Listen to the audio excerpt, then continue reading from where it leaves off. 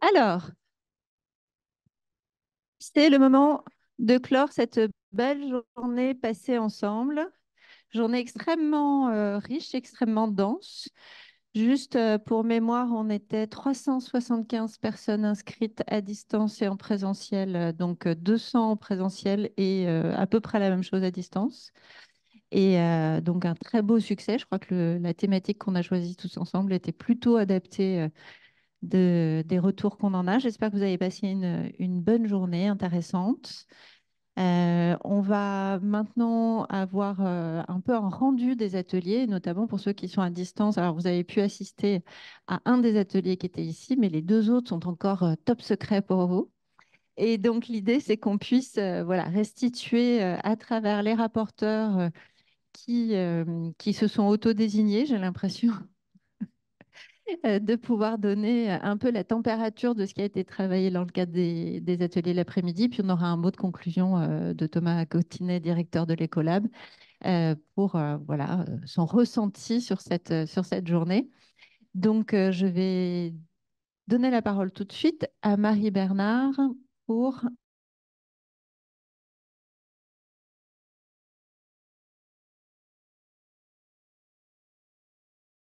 Eh ben, je te laisse présenter là, tu animais. À l'aménagement durable du territoire. Concrètement, on a tous et toutes dans les collectivités ces problématiques. On tourne tous autour de, voilà, de commandes autour de la trame verte, les îlots de chaleur, l'évolution du bâti, bien entendu la ZAN, etc. Donc, on était sur ces cas d'usage-là. Pour les travailler, pour s'inspirer, on a fait intervenir plusieurs niveaux d'inspiration, on va dire. On avait l'IGN, hein, bien sûr, qui travaille et qui nous fournit des référentiels, qui nous a fourni aussi un aperçu de son mode de faire et de savoir-faire pour passer à l'échelle. Et l'échelle, là, elle est quand même sans jeu de mots avec l'IGN. Elle est quand même importante puisqu'on est sur un territoire voilà, national. On a eu aussi, je vais vous donner après nos entre guillemets conclusions ou nos atterrissages au pluriel.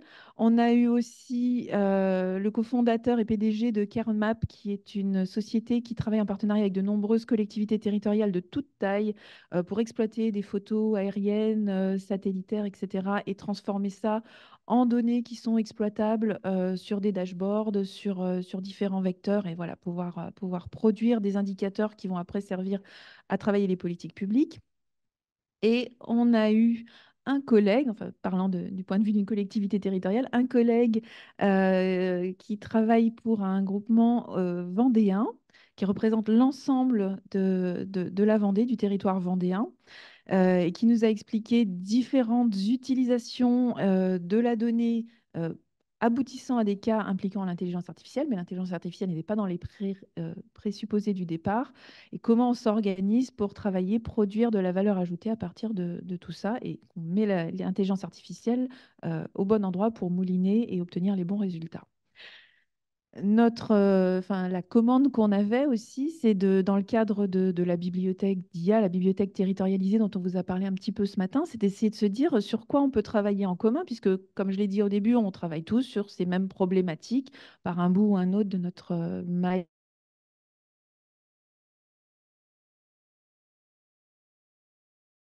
Et de nos compétences. On va commencer par tel projet, il y aura telle collectivité. On n'en est pas là, je ne sais pas si on sera là un jour. Par contre, on s'est rendu compte de plusieurs choses. Euh, Quand on se met autour de la table, sur la table, c'est pas encore, c'est l'after. Euh, Quand on se met autour de la table pour faire ce qu'on appelle de la mutualisation utile, c'est-à-dire pas par principe, mais parce qu'il y a les bonnes personnes au bon moment. Et on a vu, par exemple, avec la Vendée, que certaines fois, on va chercher des partenaires qui ne sont pas nécessairement ceux auxquels on aurait pensé initialement, mais voilà, à l'échelle du territoire de la Vendée, par exemple, ils incluent des écoles pour avoir une espèce de filière aussi où on forme les data scientists, les agents qui vont travailler. Bref, se mettre en une mutualisation utile, pouvoir questionner l'ensemble des acteurs, on arrive à créer des systèmes où on peut exploiter les données, alors selon différents modèles. On a le modèle du puits de données où on va pouvoir bien travailler la standardisation, l'interopérabilité et déployer sur le territoire. On a le modèle, c'est ce qu'on a vu avec l'entreprise qui était là, en l'occurrence ici Kermap, mais ça peut être d'autres prestataires, où on choisit de déléguer et de travailler en se concentrant sur la valorisation. Qu'est-ce qu'on veut obtenir? Et du coup, on se soulage. Et quand je dis on encore, je parle de la posture de la collectivité, on se soulage de toute cette question de il faut que je recrute un data scientist, j'en trouve pas, il faut qu'on forme, il faut qu'on intègre les équipes. Non, on se concentre sur avoir la bonne donnée, la donnée de qualité, pouvoir la transmettre, la faire valoriser, croiser avec des autres données, des référentiels et surtout travailler ensuite. Donc on a en fait, on n'a pas atterri sur une liste de cas de voilà d'usage à travailler ensemble, même si on sait que quand on se parle les uns les autres à la pause, on travaille tous peu ou prou sur les mêmes enjeux. Par contre, on commence à voir émerger une série de points, l'instanciation, comment on fait, comment on travaille pour passer à l'échelle, quitter cette étape un peu voilà qui nous a tous fait grandir, mais qu'il faut quitter à un horizon assez rapide de passer du démonstrateur qui nous fait bien plaisir, mais qui ne va pas forcément aller servir le territoire sur le long terme. Donc là, on commence à avoir une série qu'on va pouvoir restituer, je pense, à Marseille et continuer à travailler. Ça, c'est du teaser, hein.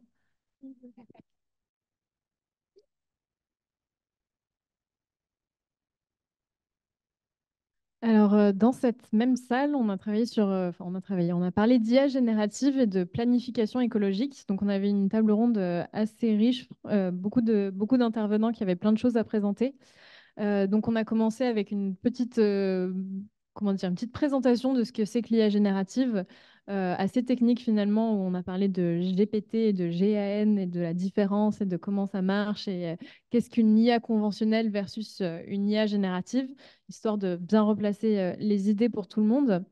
Ensuite, on a eu une présentation de la part de Théo Alves d'Acosta sur ce que a développé Equimetrix. Donc, vous êtes je pense, quasiment tous assez familiers de ChatGPT.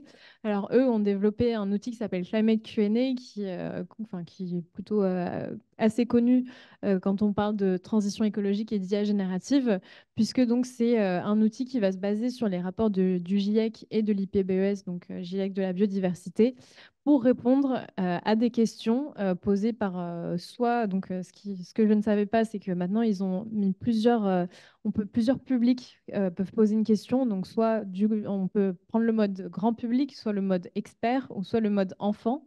Et donc, l'IA générative va répondre à ces questions.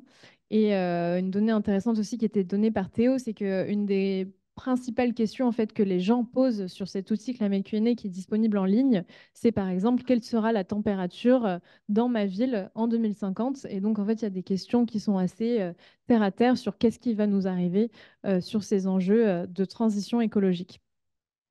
Donc ça a amené pas mal de débats parce qu'on voit pas mal de cas d'usage avec ces outils d'IA générative. On pourrait penser donc par exemple à trouver des aides en lien avec la transition écologique grâce à cet outil ou simplement détecter du greenwashing grâce à un outil d'IA générative où on lui pose du coup un texte et on le demande de s'appuyer sur les rapports du GIEC ou de l'IPBES pour du coup poser un avis sur une donnée ou sur un texte. Ensuite, du coup, on a eu un point de vue plus territorial avec la métropole du Grand Paris qui est intervenue avec Urban AI, donc un think tank sur l'IA pour les villes, et qui a présenté finalement toute une panoplie de cas d'usage qui sont développés via des initiatives quartier métropolitain d'innovation. Il y avait sur les déchets, par exemple, à Noisy-le-Grand, donc ça c'est plus de l'IA conventionnelle pour trouver donc pour déterminer donc où est-ce qu'il fallait mettre les moyens de nettoyage en priorité. Et sur de l'IA générative, quand on utilise un hyperviseur, donc quand on prend de la donnée grâce à des caméras sur la ville, imaginez qu'on puisse faire des requêtes en langage naturel sur ces données, par exemple combien de vélos sont passés aujourd'hui dans telle rue, etc., etc. Et on est même arrivé jusqu'à la question de l'agent public augmenté avec donc ces chatbots et ces callbots qui permettent donc de répondre aux questions du public. Là, j'avoue qu'on s'était un peu éloigné de l'enjeu de transition écologique. Après ça, on a eu, donc, quand on a présenté l'outil de Théo, il y a eu une question sur est-ce qu'on pourrait l'utiliser pour un document de type PLU, plan local d'urbanisme. Et ça tombait bien puisque à la fin, Microsoft nous a fait une démonstration de son outil copilote qui permet donc de poser des questions sur, par exemple, le PLU de la ville de Paris, c'était l'exemple. Et donc, comment, par exemple, faire une synthèse de ce PLU ou le mettre en lien avec un autre document sur les enjeux bioclimatiques des bâtiments.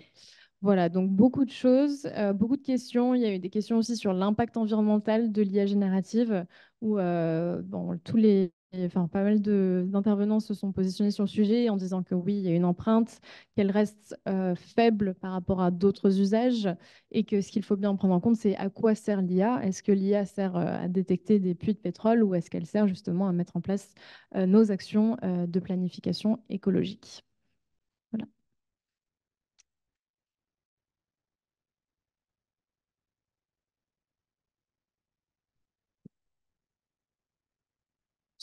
Parfait. Donc bonjour, moi c'est Pierre. Donc moi j'étais animateur sur l'atelier IA pour la gestion des risques. Nous avions deux intervenants, donc deux sociétés qui sont fournisseurs de solutions IA. La première société, c'est le groupe Alcom avec Rodolphe Guiwa ici présent qui est intervenu et donc qui utilisait la technologie des caméras avec du computer vision pour détecter le niveau des cours d'eau, le risque d'inondation, de crues, etc. Et une deuxième société, Wavency, qui elle était plutôt toujours sur la technologie computer vision à base de caméras, mais plutôt sur le milieu littoral. Donc vraiment le trait de côte, alors pas l'évolution, mais vraiment le trait de côte statique, mais vraiment la ligne d'eau, les marées, le déferlement des vagues, le risque de submersion, etc. Donc la gestion de risque finalement pas mal portée sur le milieu aquatique, inondation, submersion, éventuellement érosion du trait de côte. Et donc ce qu'on a vu, c'était notamment la nécessité de sortir d'une notion de données statiques à des données temps réel, ce qui n'est pas si simple que ça. La donnée en temps réel, elle peut être captée par la caméra, mais qui dit donnée en temps réel dit calcul derrière pour interpréter et pouvoir lever des alertes, calcul qui prend un certain temps. Donc déjà, il y avait une première difficulté sur la notion de temps réel. Deuxième sujet, vu qu'on était très sur les risques milieux aquatiques, on a un peu élargi le débat à la fin de présentation, notamment sur les autres types de risques et notamment sur l'évolution de la nature des risques. Alors, les risques sont déjà classifiés par nature, mais on avait pris l'exemple de La Rochelle, un tremblement de terre à La Rochelle. Voilà, La Rochelle n'était pas forcément sur la cartographie des failles sismiques, donc c'est un risque supplémentaire auquel peuvent être exposés en l'occurrence La Rochelle. Mais également l'évolution de l'intensité des risques et de la fréquence des risques avec le réchauffement climatique. Forcément, quand on parle d'inondation, de submersion, de l'érosion du trait de côte, tout ça, ça rentre en ligne de compte. Et la pression, le stress que ça peut apporter sur les infrastructures. Si on prend le littoral, submersion, ça peut submerger des rues et donc ça peut rentrer dans les égouts, donc ça peut saturer les réseaux souterrains et du coup les réseaux d'assainissement, ce qui est une problématique. Et au niveau des inondations, forcément, ça peut également inonder certaines rues. Et donc, par rapport à ces risques, la notion d'évolution des stratégies de risque et même de basculer de plus en plus vers la gestion de crise, forcément, les crises se rapprochent. Et à partir du moment où on fait la gestion de crise, on a de plus en plus besoin de données en temps réel. Donc après, ça va se reboucler un peu sur ce sujet. Et notamment, on a besoin de données en grande quantité. Pourquoi? Parce que des données en grande quantité, ça permet au modèle d'IA d'être mieux entraîné, d'atteindre une meilleure précision. Et quand on fait la gestion de crise, forcément, une meilleure précision, c'est très appréciable pour apporter des réponses plus adaptées. On a aussi retenu trois typologies de sujets. Premièrement, les contraintes et les freins dans l'adoption de l'IA associée à la gestion des risques. Encore une fois, une gestion de risque de tous bords, toujours associée aux acteurs publics. On avait déjà l'implantation des équipements. Donc, par exemple, jusqu'ici, c'est ce qui gouverne le dogme, c'est un équipement, un usage. Et là, par exemple, la caméra qui permet de compter du passage, de passants, de faire de la fréquentation, de pouvoir sur un même matériel, toujours par la contrainte aussi environnementale qui va être de plus en plus forte, et bien sur un même matériel, de pouvoir mutualiser les usages.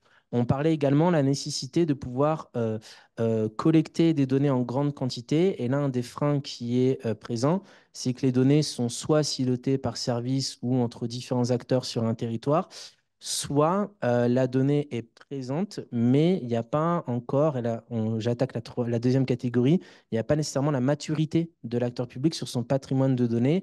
Et on est un peu à faire le grand écart entre, d'un côté, il me faut beaucoup de données pour entraîner mon modèle IA, Et d'un autre côté, j'ai la donnée, mais un peu de manière éparse, et sans parler de la qualité de la donnée également. On a aussi parlé de la frugalité. Ça, c'est un frein. Quand on parle de computer vision, c'est l'analyse vidéo, c'est des grandes quantités de données. Il y a déjà des techniques qui existent de faire de l'IA embarqué ou de dégrader la qualité de l'image pour répondre aux besoins, ou bien de lisser sur 60 secondes plutôt que de prendre 60 secondes fois 25 images, tous ces sujets-là. Et j'en viens à la dernière catégorie qui était plutôt sur les attentes. Bah, les attentes, c'est justement avant même de parler d'IA, de jouer intelligence collective. Beaucoup d'acteurs sur un territoire qui doivent gérer des usages proches ou similaires. Et donc, il y a vraiment cette question d'intelligence collective pour partager de la donnée, pour gérer l'interopérabilité, pour pouvoir générer des gros jeux de données. Et encore une fois, on parle d'IA, mais on n'a pas uniquement parlé d'IA. Il y a aussi des modèles classiques d'hydrologie, du relevé de bathymétrie, donc la topographie de la plage avec les bancs de sable, la topographie du lit d'une rivière. Donc voilà, tout ça a besoin de données, c'est pas que l'IA. Et bah, pour faire tout ça, il faut aussi que l'IA soit frugale. Et donc, gros besoin d'intelligence collective et d'interconnexion et même d'interconnecter, si je puis dire, sur ces sujets.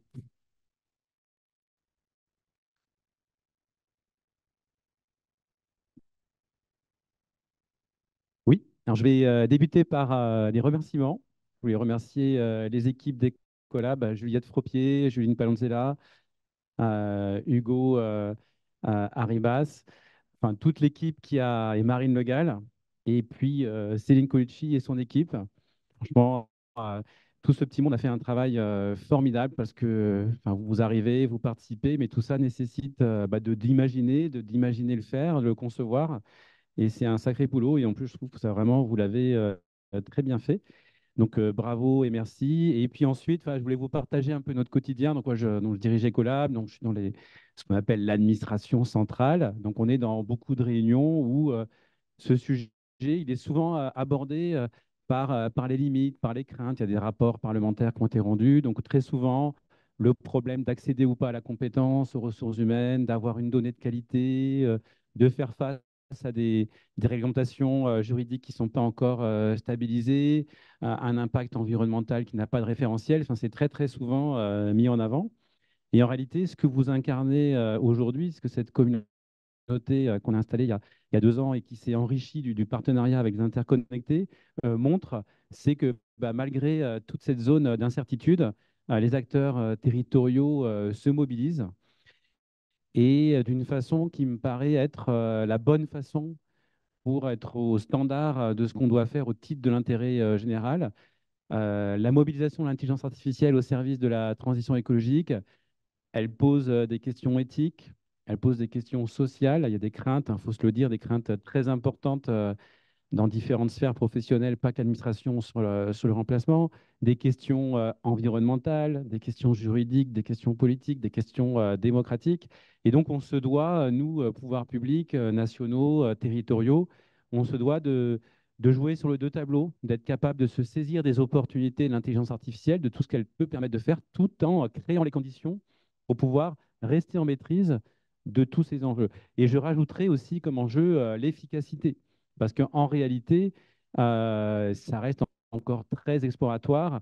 Il y a beaucoup d'investissements qui sont faits dans l'intelligence artificielle sans qu'il y ait la garantie maximum de résultats. Donc, c'est tout à l'honneur des acteurs territoriaux et des entreprises avec lesquelles ils contractualisent, y compris parfois des chercheurs, que de se lancer là-dedans. Et je trouve que cette communauté, ce mode de faire, c'est assez rare de retrouver 375 personnes représentant des collectivités, des élus et des techniciens, des entreprises, des grands groupes, des startups, des PME, des chercheurs, des administrations centrales, les autorités administratives indépendantes comme la CNIL qui était là, de se mettre tous ensemble en mouvement pour de façon très authentique, déjà partager ce qu'on fait et puis dire pour de vrai les limites, poser des questions et trouver ensemble les réponses. Je pense qu'il faut continuer sur cette voie, c'est indispensable. Donc ça va se traduire par une nouvelle collaboration en avril en lien avec le Forum des interconnectés. On vous proposera une nouvelle réunion en présentiel de la communauté des acteurs de l'IA pour la transition écologique. Ça se traduit également par une initiative qui a été prise il y a 3 semaines, également par Ecolab en lien avec l'AFNOR, de lancer un chantier national pour élaborer à terme une norme de l'intelligence artificielle frugale et à court terme une AFNOR spec, hein, un premier pas. Donc la première plénière était hier et là aussi on retrouve ce mode de faire, l'industrie, les administrations, les scientifiques. Et puis on ne se raconte pas d'histoire, on sait que pour de vrai c'est compliqué. Comme ça a été dit lors de l'atelier qu'il y avait juste avant, c'est très difficile de prétendre réellement savoir quel est l'impact environnemental au moment où on se parle de l'intelligence artificielle, qu'elle soit générative ou pas. On parle beaucoup d'énergie, mais il y a aussi un impact en matière de consommation d'eau qui est évident ou de CO2. Donc, voilà, donc cette dynamique continue. Donc voilà, moi je voulais vous remercier parce que tout ce qui ressort de ces travaux, après ça se retrouve, nous, dans les feuilles de route qu'on fait valider par nos ministres et qui décident après de moyens humains et financiers qu'on développe ou alors du soutien qu'on peut donner à des acteurs territoriaux. C'est de ce type de logique qu'a émergé l'idée de susciter l'apparition de démonstrateurs territoriaux qui utilisent l'intelligence frugale pour la gestion des territoires. Voilà. Et donc voilà, donc continuons cela tous ensemble. Le défi est immense, hein. Si on parle que du carbone, moi c'est un chiffre que j'ai pris l'habitude de marteler depuis 1 an et je continue à le faire parce que je constate qu'il y a encore beaucoup de personnes qui ne l'ont pas en tête, hein. Ces fameux 138 millions de tonnes de CO2 d'émissions qu'on doit éviter en seulement 6 ans. Et c'est à minima, hein, c'est juste pour être au standard du plus faible. Et ces 138 millions de tonnes de CO2 à éviter en 6 ans, c'est plus que les 33 dernières années cumulées. Voilà, et face à cela, l'intelligence artificielle, quand elle est utilisée à bon escient et en essayant de rester en maîtrise des différents risques que j'ai rappelés au début, elle est une partie de la solution. En tout cas, nous, on y croit. Donc, merci et bravo pour tous ces travaux. Et puis à bientôt. Donc c'est les 3-4 avril. Il faut vraiment réserver cette date-là à Marseille pour continuer ces échanges fructueux et indispensables.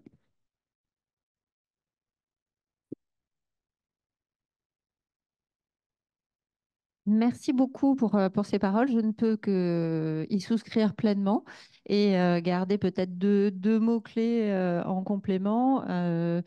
Environnement contraint et en tenir compte de manière consciente, réelle, et puis intelligence collective avant tout, puisque c'est ce qui nous guide tout au long de ces travaux-là, de cette communauté qui grandit effectivement. Et j'espère qu'on arrivera à petit à petit trouver des grandes transverses qui peuvent voilà, cibler l'effort sur des leviers les plus efficaces et les plus utiles possibles. Voilà pour un souhait complémentaire. Mais en tout cas, merci beaucoup. Merci beaucoup à l'Ecolab pour ce partenariat et à tous les acteurs qui étaient présents aujourd'hui et à tous et toutes qui étaient présentes dans les ateliers, qui ont aussi enrichi nos travaux de toutes vos remarques. Donc, bravo à tous, un bravo collectif. Et effectivement, on se retrouve à Marseille avec vue sur la mer. En plus, ça va être vachement sympa. Donc, surtout, ne ratez pas ça. À bientôt.